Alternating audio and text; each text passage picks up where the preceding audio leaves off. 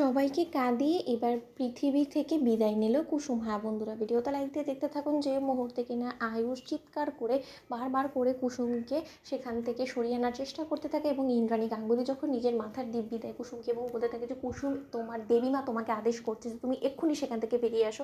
ঠিক সেই মুহূর্তে আয়ুষ যখন কিনা সেই আগুনে ঝাঁপ দিয়ে কুসুমকে উদ্ধার করার চেষ্টা করতে লাগে, ঠিক সেই মুহূর্তে ইন্দ্রাণী গাঙ্গুলি বলতে থাকে যে আয়ুষ, তুমি যদি কোনো মতে তোমার জীবনের ঝুঁকি নিয়েছো তাহলে কিন্তু তুমি তোমার মায়ের মরা মুখ দেখবে। এবার তুমি ঠিক করো যে তুমি কী করবে। ঠিক সেই মুহূর্তে গুরুজি যখন বলতে থাকে যে আয়ুষ, যেটা হচ্ছে সেটা হতে দাও, কারণ সেটা যদি না হয় তাহলে তোমার প্রাণ সংশয় হতে পারে, তুমি এই পৃথিবী থেকে বিদায় নিতে পারো এবং তোমার যাতে কোনো রকম কোনো ক্ষতি না হয়, এই পরিবারের যাতে কোনো রকম কোনো বিপদ না হয়, তোমার প্রাণ সংশয় ঠেকানোর জন্যই কিন্তু কুসুমের এত বড় আত্মত্যাগ। এবং তা সত্ত্বেও যদি ওর ত্যাগকে তুমি পরিপূর্ণ হতে না দাও তাহলে কিন্তু এতে করে কুসুমের আত্মাও কোনো মতে শান্তি পাবে না মরেও। তুমি কি সেটা চাও? ঠিক সেই মুহূর্তে গুরুজি যখন কিনা গলা টিপে ধরে আয়ুষ এবং বলতে থাকে যে এই লোকটার আর ভণ্ডামির কারণে আজকে কুসুম এত বড় একটা ঝুঁকির মোড় নিয়েছে এবং আমার ভালোবাসার মানুষের যদি কিছু হয়ে যায় তাহলে এই বুড়োকে আমি শেষ করে ফেলবো, আমি বলে রাখলাম। ঠিক সেই মুহূর্তে এক পর্যায়ে ঈশান যখন বলতে থাকে যে ভাইদা পাগলামো করিস না, আমাদের আগে ভাবতে হবে যে কী করে আমরা জাদুঘরকে সেখান থেকে উদ্ধার করবো। ঠিক সেই মুহূর্তে ইন্দ্রাণী গাঙ্গুলি বলতে থাকে যে কুসুম, তুমি শুনতে পাচ্ছ কুসুম, অনেকটা দেরি হয়ে যাচ্ছে।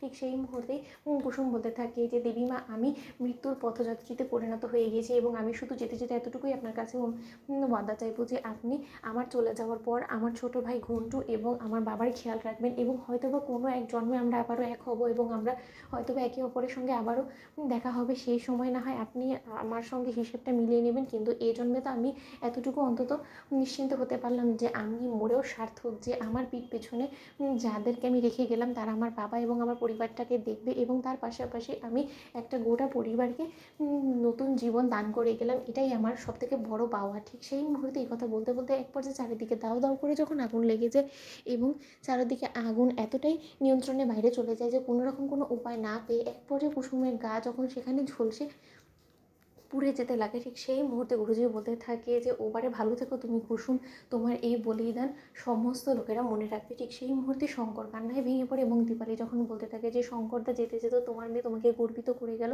তোমার মেয়েকে তুমি হারিয়েছো কিন্তু তা সত্ত্বেও তুমি দেখো তোমার মেয়ে এতটাই শক্ত যে ও তোমাকে বিন্দুমাত্র জীবনের শেষ নিঃশ্বাস ত্যাগ করা অবধি বুঝতে দেয়নি যে ও কত বড় একটা ঝুঁকি মোড় নিয়েছে।